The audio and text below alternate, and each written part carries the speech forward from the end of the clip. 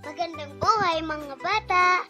Tara, samahan ninyo akong matuto kasama si Teacher Aika, your online teacher. Please don't forget to subscribe, like, share, and hit the notification bell for more videos. Thank you! Matatag Curriculum, EPP, Grade 4, Quarter 3, Aralin 7. Ang ating paksa ngayong araw ay tungkol sa makabagong pamamaraan ng paglalaba at conventional na pamamalansya. Ako si Teacher Aika, ang inyong online teacher. Simulan na natin. Mga kasanayan at layunin. Una, natutukoy ang mga kagamitan at consumables sa makabagong pamamaraan ng paglalaba. Ikalawa, naisasagawa ang mga hakbang ng makabagong paraan o pamamaraan ng paglalaba ng may pag-iingat. Ikatlo, natutukoy ang mga kagamitan sa konvensyonal na pamamalansya. At ikaapat, na isasagawa ang mga hakbang sa konvensyonal na pamamalansya ng may pag-iingat at gabay ng nakatatanda.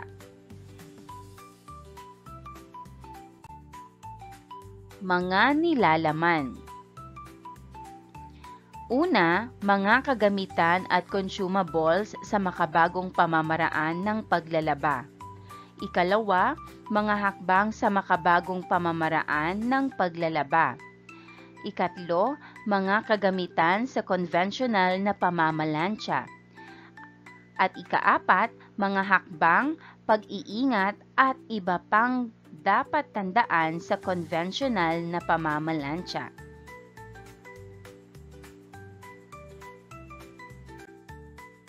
Unang araw.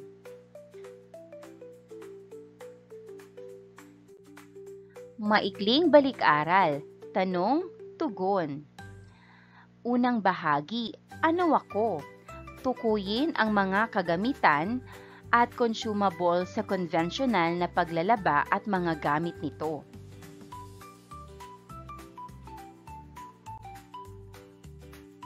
Ito ay consumables na maaaring pulbos o bareta na inilalagay sa damit upang matanggal ang dumi sa labahin. Ano ito? Tama, sabon.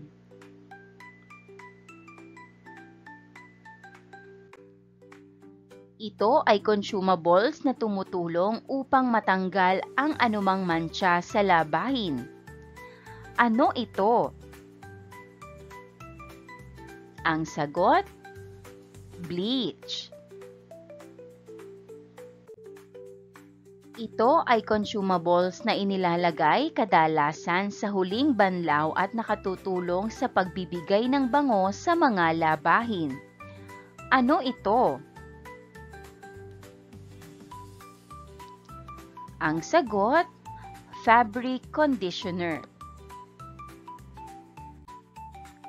Ito ay ginagamit sa tradisyonal na paglalaba at nagsisilbing lagayan ng mga labahin habang ito ay kinukusot o kinukula. Ano ito?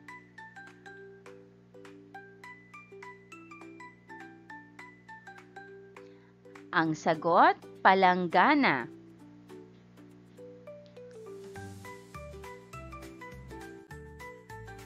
Ito ay ginagamit na sisidlan ng mga labahin.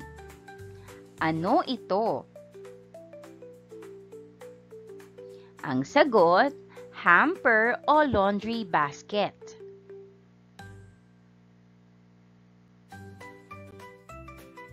Ito ay tumutulong sa pagkuskos o pagtatanggal ng mga mantsa o dumi sa mga labahin. Ano ito? Ang sagot, eskoba.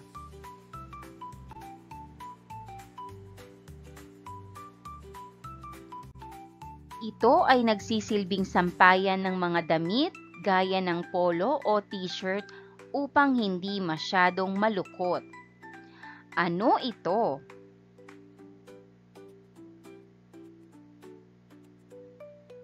Ang sagot, hanger.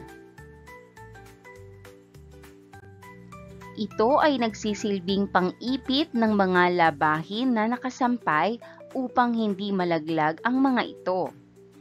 Ano ito? Ang sagot, ipit.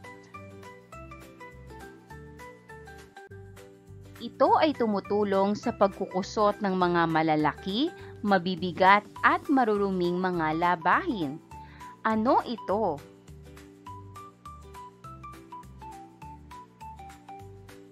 Ang sagot, palo-palo o laundry paddle.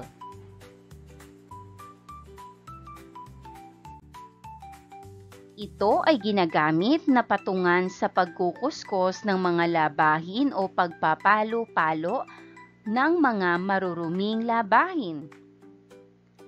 Ano ito?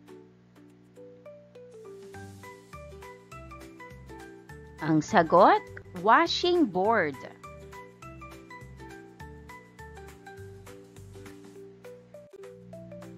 Ito ay nagsisilbing sisidlan ng tubig o mga labahin matapos makusot. Ano ito? Tama, timba.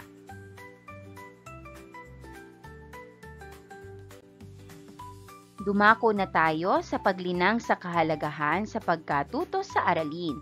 Mind map. Bumuo ng triad at isulat ang mga salita o parirala sa mga bilog na may kaugnayan sa paglalaba.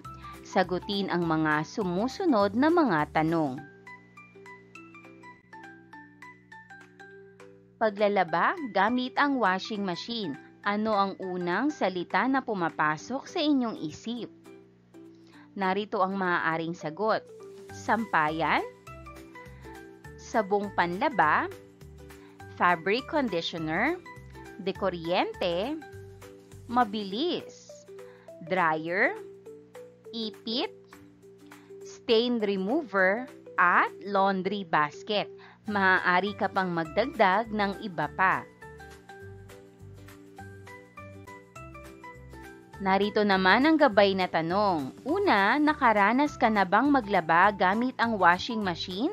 Ano-ano ang mga karaniwang ginagamit sa paglalaba gamit ang washing machine? Ikalawa, paano ang paglalaba gamit ang washing machine? Ikatlo, ano-ano ang mga pag-iingat na dapat tandaan sa paglalaba gamit ang washing machine? Paghawa ng bokabularyo sa nilalaman ng aralin. Unawain ang mga sumusunod na mga susing salita. Gawing gabay ito upang mas maunawaan ang aralin. Paglalaba. Ito ay isang pamamaraan sa pangangalaga sa damit kung saan naalis ang kumapit na dumi, pawis, alikabok o mantsa.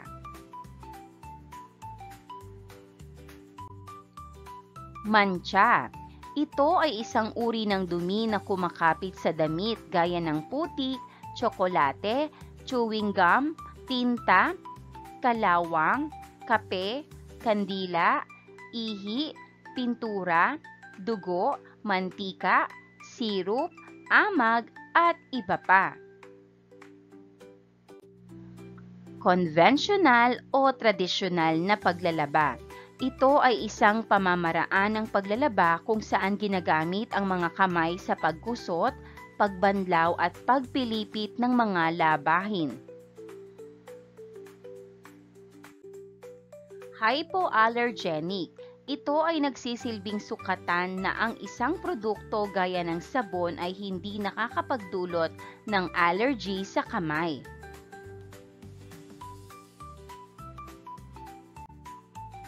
Ikalawang araw.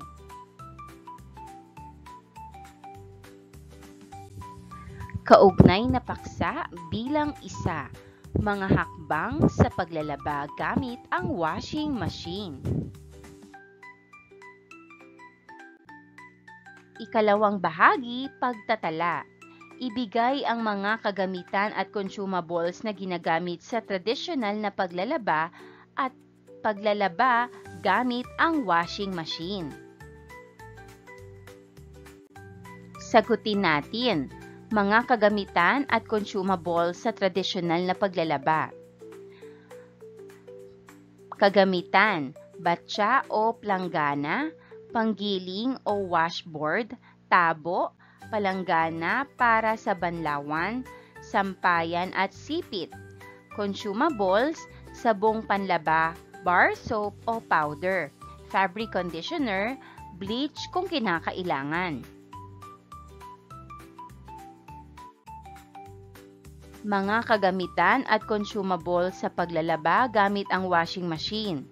Kagamitan, washing machine, dryer kung may hiwalay, laundry basket, sampayan o drying rack. Consumables, sabong panlaba, liquid o powder, fabric conditioner, bleach kung kinakailangan. Roadmap sa tradisyonal na paglalaba. Ibigay ang mga hakbang sa tradisyonal na paglalaba. Magdagdag ng bilang sa roadmap kung kinakailangan. Gawin ito sa iyong kwaderno.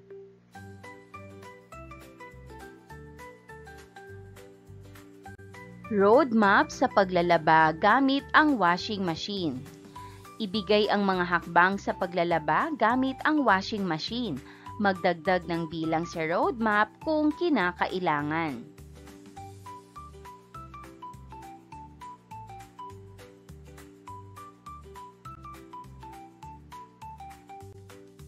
Pinatnubayang pagsasanay, manood at matuto. Ang mga mag-aaral ay manonood sa demonstrasyon ng guro sa wastong pamamaraan at hakbang ng paglalaba gamit ang washing machine.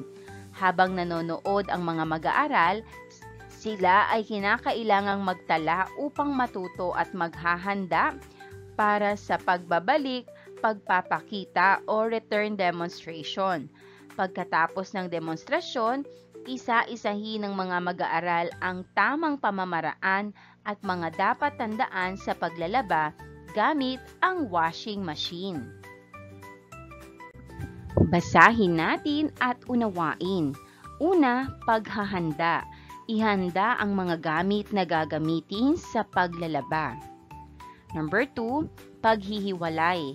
Paghiwalayin ang puti sa mga dekolor, marumi sa di gaanong marumi, nangungupas at panloob. Number 3, pagsusuri. Suriin kung may laman ang mga bulsa at tanggalin ang mga ito gaya ng aspile at pera.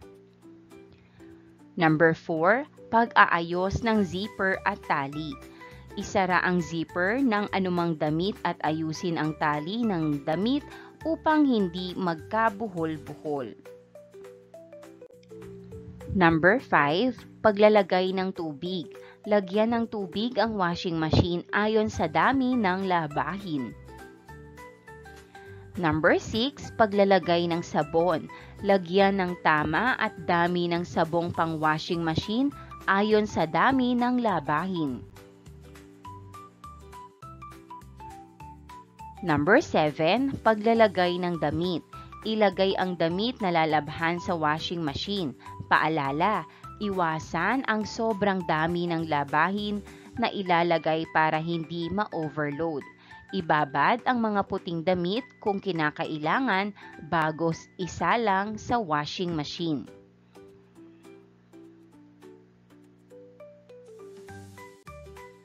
Number 8, pag-set up. Ilagay sa angkop na setting ang washing machine ayon sa uri ng labahin.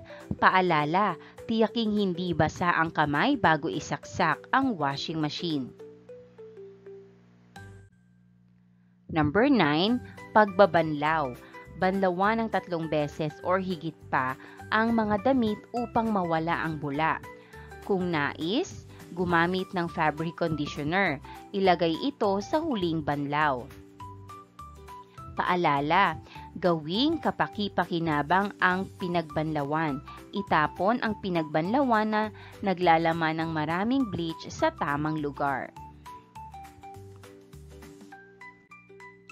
Number 10, pagpapatuyo. Ilagay sa spin dryer. Ilagay sa sampayan o hanger at patuyuin sa init ng araw o may sapat na hangin na bahagi ng tahanan. Number 11, pagtitiklop. Kung tuyo na ang mga nilabhan, tiklopin ang mga ito at isalansang mabuti sa cabinet.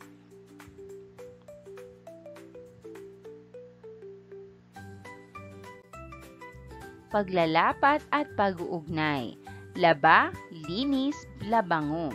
Ang mga mag-aaral ay magkakaroon ng balik demonstrasyon o return demonstration sa tamang pamamaraan at mga dapat tandaan sa paglalaba gamit ang washing machine. Panuto. Una, bumuo ng triad para sa gawaing pagganap na ito. Ikalawa, ihanda ang mga kagamitan, consumables at mga labahin. Ikatlo, isagawa ang wastong hakbang sa paglalaba gamit ang washing machine. Ikaapat, maaaring matanong ng guro habang kayo ay naglalaba. Ikalima, gamitin ang scorecard para maging gabay sa gawaing ito.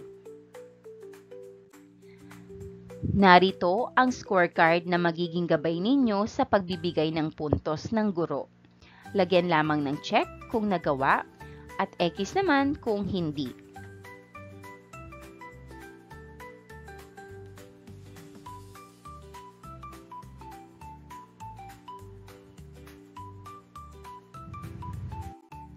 Tanong, tugon.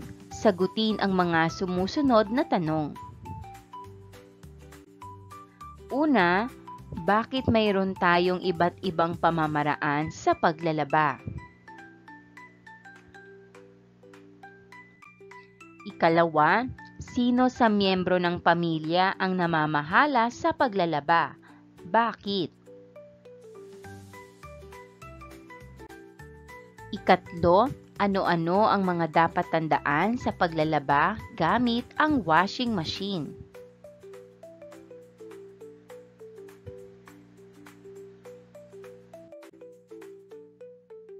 Ikatlong araw. Paglinang sa kahalagahan sa aralin. Hulaan mo. Maghahanda ang guro ng mga kagamitan at consumables, larawan o aktwal kung kaya, na karaniwang ginagamit sa paglalaba. Ipapakita ng guro sa harap ng klase isa-isa ang mga ito at huhulaan nila ang mga pangalan ng mga ito.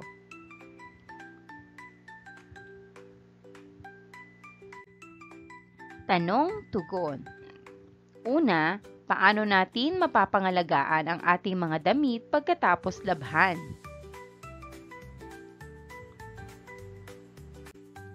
Ikalawa, paano nakakatulong ang pamamalansya ng mga damit sa ating pisikal na kaanyuan? Paghawan sa bokabularyo sa nilalaman ng aralin. Una, tradisyonal na pamamalansya. Ito ay isang pamamaraan ng pangangalaga ng kasuotan kung saan gumagamit ng plantsyang deuling upang matanggal ang mga gusot ng mga damit. Pag-aalmirol.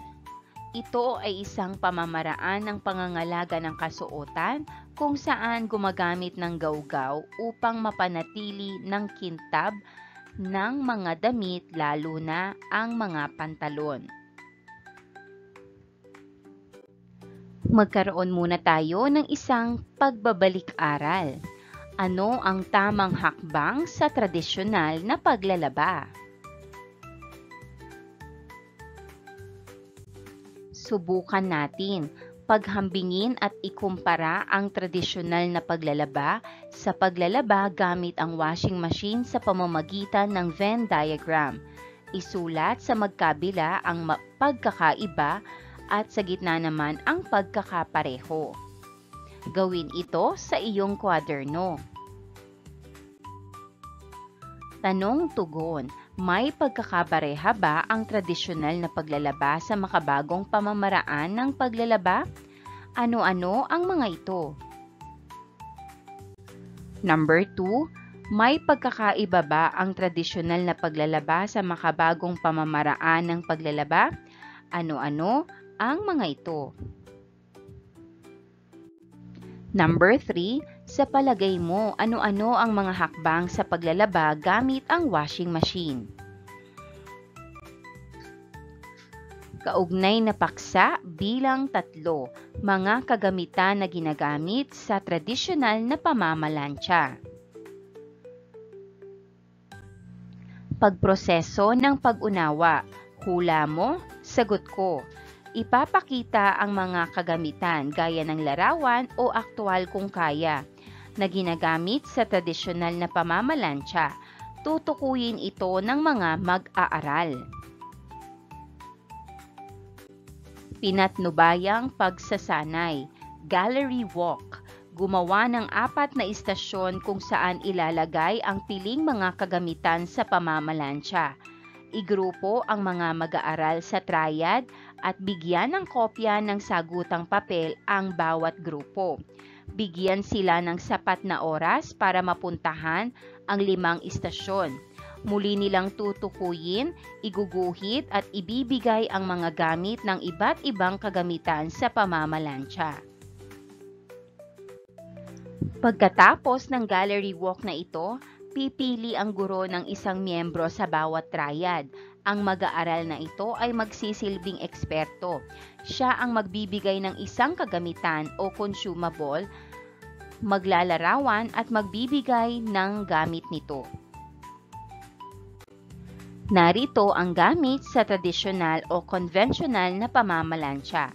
Una ay plancha de uling. Ito ay tradisyonal na kagamitan sa pamamalansya at ginagamitan ng uling na pinagmulan ng init para mawala ang kusot ng mga damit. Dahon ng saging. Ito ay ginagamit sa tradisyonal na pamamalansya at nagsisilbing patungan ng plancha de uling. Sipit o tong. Ito ay ginagamit sa tradisyonal na pamamalansya at pang-ipit sa mga uling na ilalagay sa plancha. Uling. Ito ay ginagamit sa tradisyonal na pamamalansya at inilalagay sa loob ng plancha de uling na nagbibigay ng init sa plancha. Pamunas o bimpo. Ito ay ginagamit bilang pamunas sa plancha. Tradisyonal at makabagong pamamaraan upang matanggal ang mga alikabok o abo na nakadikit at ginagamit sa bahagyang pagbasa sa pinaplanchang mga damit. Tubo o sampitan.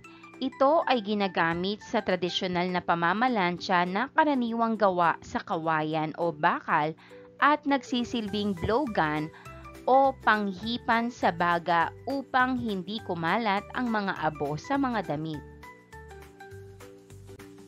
Kabayo o plantsahan o ironing board.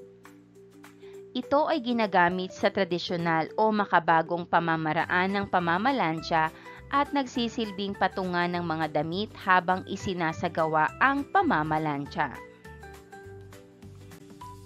Pangwisik o bottle sprinkler.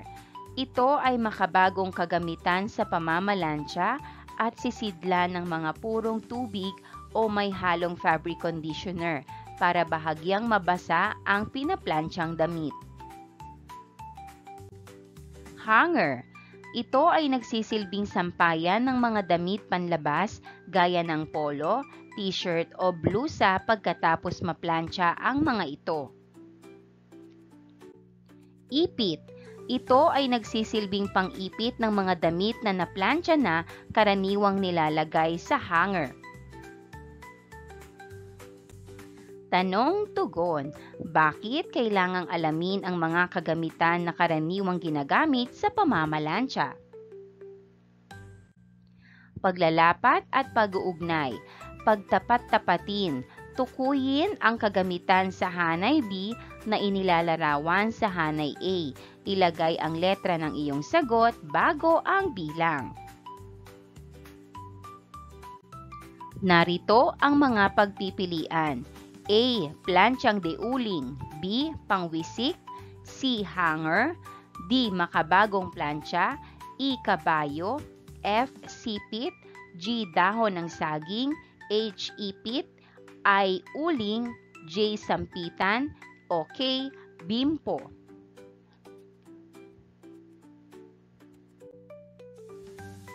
Number 1, ito ay ginagamit bilang pamunas sa plantsa upang matanggal ang dumi o abo na nakadikit. Ang sagot, letter K, bimpo. Number 2, ito ay ginagamit ng baga mula sa uling na makatutulong upang mawala ang kusot sa mga damit. Ang sagot, letter A, plantsyang deuling. Number 3, ito ay ginagamit na patungan ng plantsa deuling. Ang sagot, letter G, dahon ng saging. Number 4, ito ay nagsisilbing pang-ipit sa mga damit na sinampay sa hanger. Ang sagot, letter H, ipit. Number 5, ito ay nagsisilbing pang-ipit sa mga uling na nilalagay sa plantsyang deuling. Ang sagot, letter F, sipit. Number 6, ito ay sisidlang ng purong tubig o may halong fabric conditioner upang bahagyang mabasa ang mga pinapalansya. Ang sagot, letter B, pangwisik. Number 7, ito ay nagsisilbing patungan ng mga damit habang isinasagawa ang pamamalansya. Ang sagot, letter E, kabayo.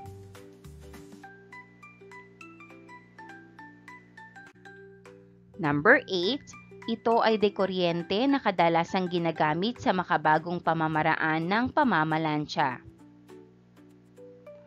Ang sagot, letter D, makabagong plantsa.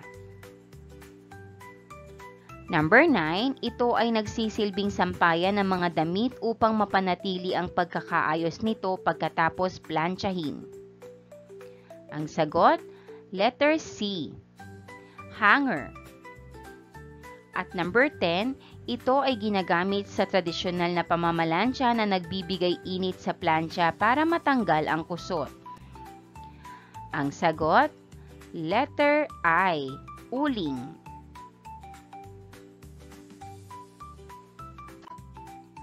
Para naman sa ating kaugnay na paksa bilang 4, mga hakbang, pag-iingat at iba pang dapat tandaan sa tradisyonal na pamamalansya. Pagproseso ng pag-unawa, pagsunod-sunurin, isasaayos ang mga wastong hakbang sa tradisyonal na pamamalansya. Ilalagay ang isa bilang pinakaunang hakbang, 2 ang susunod na hakbang at iba pa. Ilalagay ang iyong sagot bago ang bilang. Ang unang bilang ay natapos na bilang halimbawa. Pagsunod-sunurin natin. Una, kumuha ng sapat na dami ng uling at ipabaga ito. Ikalawa, tiyaking malinis ang gamit lalo na ang plantsa at kabayo. Ikatlo, ihanda lahat ng mga kagamitan na gagamitin sa pamamalansya, gayon din ang mga damit. Ikaapat, tiyaking wasto ang pagkakasunod-sunod ng mga paplantsahin. At ikalima, ilagay ang nagbabagang uling sa plantsa.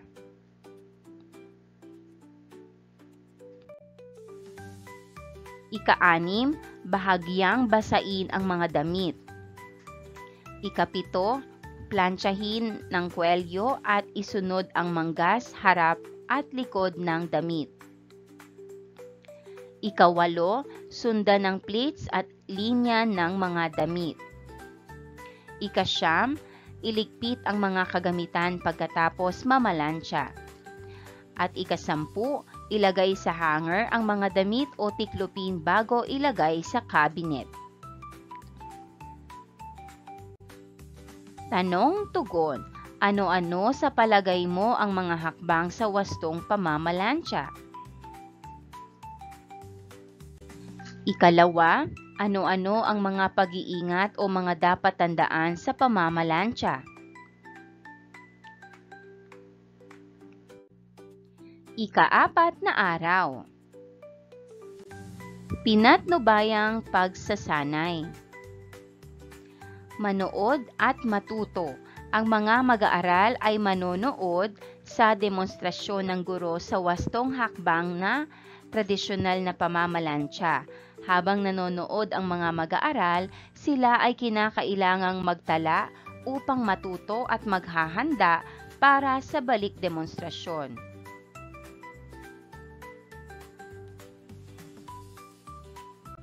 Basahin natin at unawain. Reading resources. Number 1, paghahanda.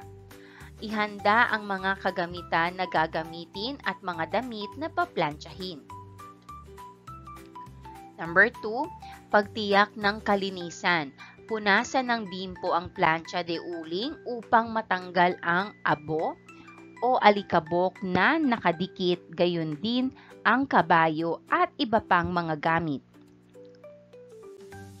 Number 3, pagpapabaga ng uling. Kumuha ng sapat na uling at ipabaga ito. Paalala, tiyaking sapat lamang ang uling na ipapabaga at pamahalaang mabuti ito para maiwasan ang pagkakaroon ng sunog. Number 4, paglalagay ng baga. Gamit ang sipit, lagyan ng sapat na bilang ng uling sa plancha. Dagdagan ito kung kinakailangan. Isarang mabuti ang plancha de uling bago ito gamitin. Paalala, tiyaking lagi ang init ng plancha upang maiwasan ang pagkasunog ng mga damit. Hipan ang uling sa pamamagitan ng sampitan para mapanatili ang init nito. Number 5, wastong pagkakasunod-sunod. Subukang iplantsa ang plancha de uling sa dahon ng saging para matiyak na tama ang init nito. Unahing plantsahin ang mga pang-alis na damit. Isunod ang mga damit pambahay at ihuli ang mga panloob na kasuotan at mga panyo. Number 6, bahagyang pagbabasa.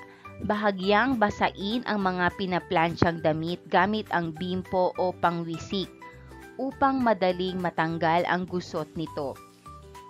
Ang mga damit na almirol ay basain ng sapat para mabilis maplansya ito. Number 7, pagbabaliktad. Baliktarin ang bestida, blusa at polo bago plansyahin. Unahin ang kwelyo at isunod ang mga manggas, harap at likod ng damit. Number 8, pag-aayos ng pleats. Ayusin muna ang pleats at bulsa bago plansyahin. Number 9, pagsunod sa linya. Sundin ang linya ng mga pantalon at manggas upang hindi madoble ang mga linya. Number 10, paglalagay sa hanger. Ilagay sa hanger ang mga damit, polo, blusa at pantalon at ilagay sa aparador o cabinet. Gumamit ng ipit kung kinakailangan. Number 11, pagtitiklop. Tiklopin ang mga damit, shorts, t-shirts at mga panyo. Ilagay ang mga ito sa aparador, cabinet o drawer. Number 12, pagliligpit. Iligpit ang mga kagamitan sa pamamalansya. Itago ang plancha sa tamang lagayan at sa hindi kayang abutin ng mga bata. Paalala, pagpahingahin ang mga kamay pagkatapos mamalansya. Apulahin ang mga nagbabagang uling para maiwasan ang pagkakaroon ng sunog.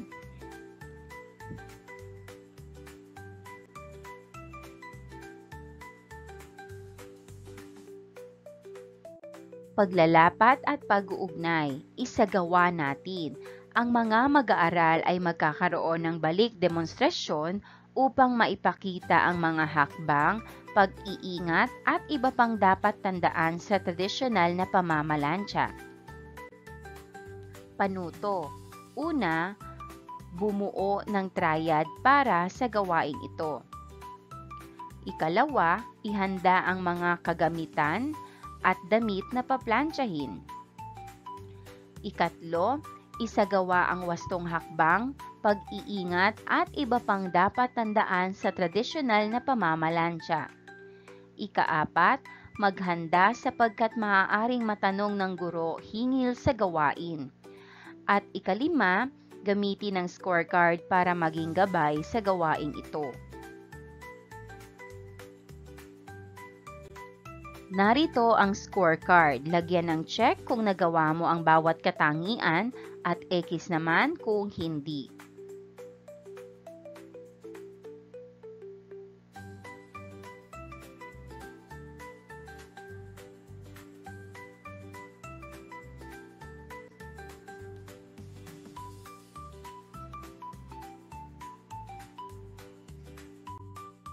Pagninilay sa pagkatuto, lingguhang reflection log. Sagutin ang lingguhang reflection log na ito. Una, ano ang pinakapaborito kong gawin ngayong linggo? Ikalawa, ngayong linggo natutunan ko ang... Ikatlo, ngayong linggo ang aking ipinagmamalaki ay... At sa susunod na linggo, gusto kong pagbutihan ang...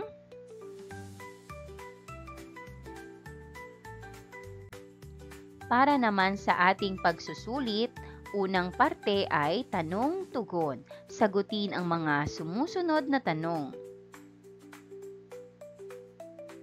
Una, bakit mayroon tayong iba't ibang pamamaraan sa paglalaba? Ikalawa, sino sa miyembro ng pamilya ang namamahala sa paglalaba? At bakit? Ikatlo, ano-ano ang mga dapat tandaan sa paglalaba? Sa paglalaba gamit ang washing machine.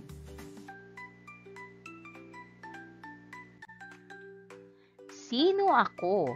Tukuyin ang mga sumusunod na mga kagamitan na karaniwang ginagamit sa tradisyonal at makabagong pamamaraan ng pamamalansya. Isulat ang iyong sagot bago ang bilang.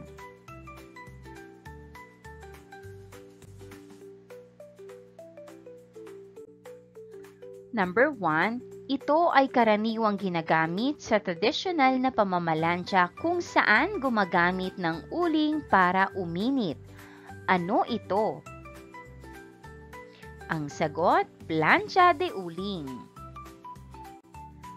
Number 2, ito ay nagsisilbing patungan habang isinasagawa ang pamamalansya.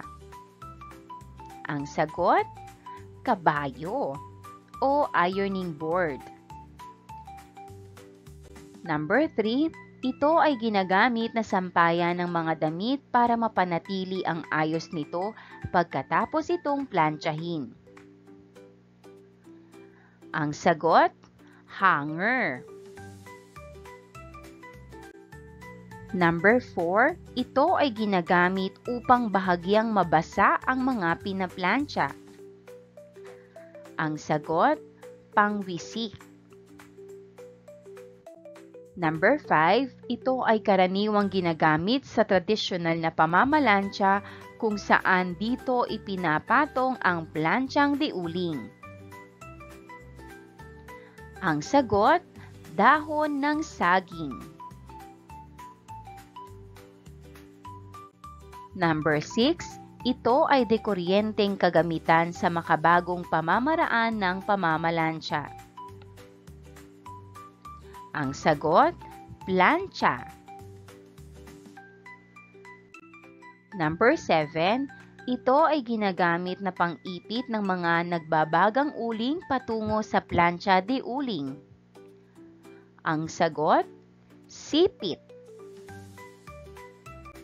Number 8, ito ay tumutulong sa mga damit na naisampay sa hanger upang manatiling nakaayos ang mga ito. Ang sagot, ipit.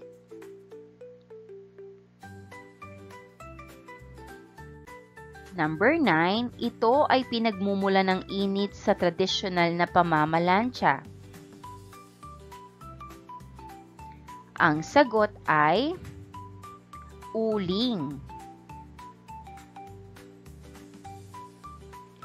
Number 10, ito ay ginagamit upang hipan ng uling para mapanatili nito ang init.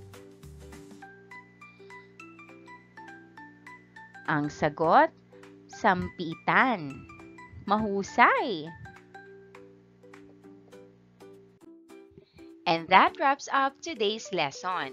If you enjoyed this video and want to see more content like this, don't forget to hit the subscribe button and ring the bell so you never miss an update. Thanks for tuning in.